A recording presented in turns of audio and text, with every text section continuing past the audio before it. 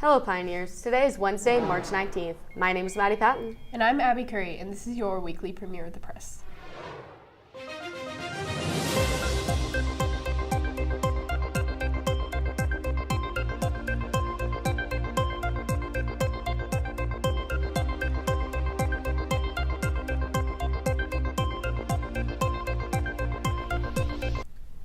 Our stories for today consist of the numerous storms sweeping across the U.S.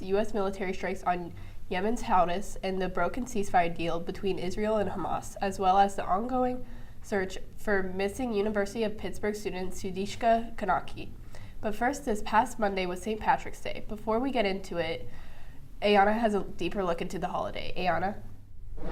Thanks, Abby. The origin of St. Patrick's Day followed after the death of St. Patrick, the patron saint of Ireland.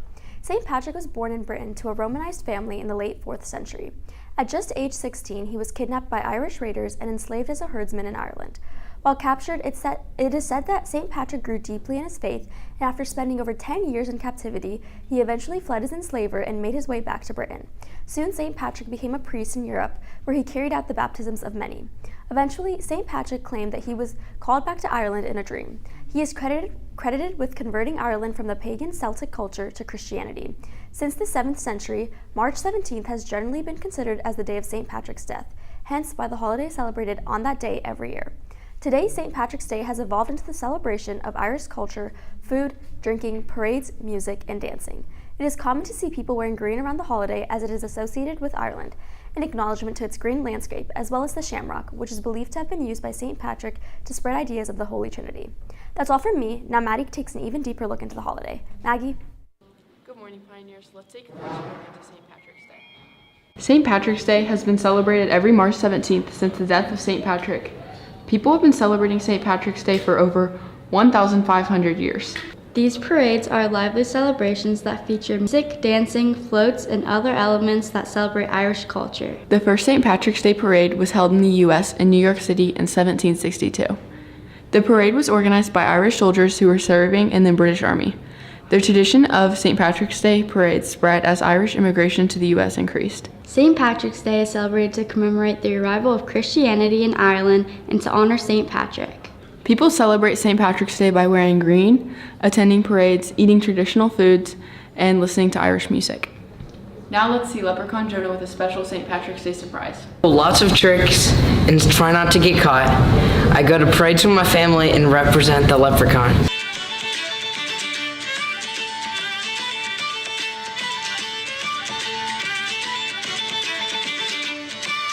That's all for today, Pioneers. Now back to the desk. Happy St. Patrick's Day. Thank you, Maggie. At least 42 people have been declared dead following destructive storms and wildfires, which surged across the South and Midwest last week. These storms mainly impacted Texas, Missouri, Kansas, Arkansas, Alabama, Oklahoma, and Mississippi, and are now projected to begin moving east.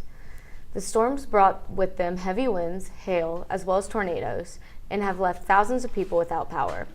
As of Sunday afternoon, nearly 9 million people were under tornado watch and over 80 million under wind advisories.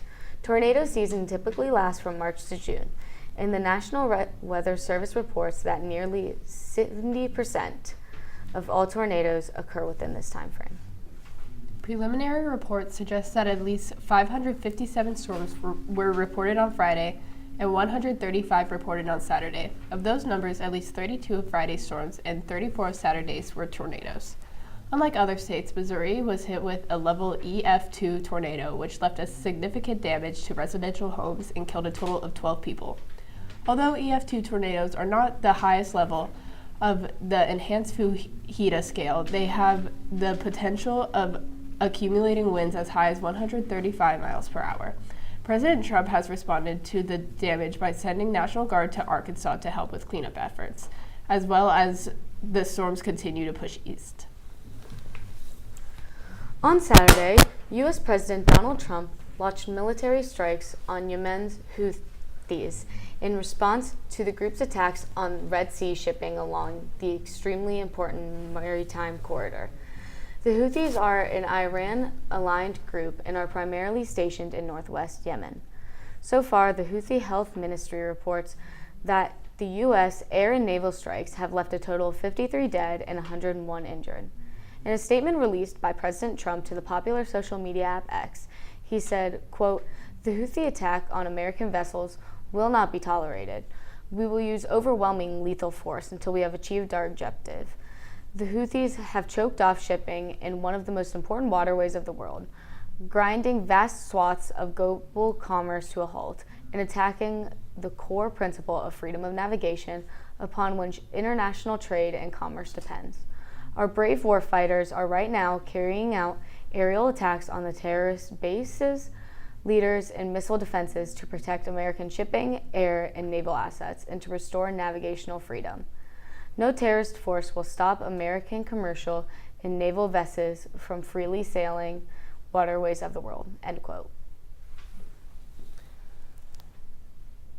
The ceasefire between Israel and Hamas has officially been broken. Yesterday, Israel launched airstrikes on Gaza after Hamas officials accused the country of trying to sabotage the existing agreement, which went into effect in January. Approximately 400 people have died from yesterday's airstrikes, including women and children.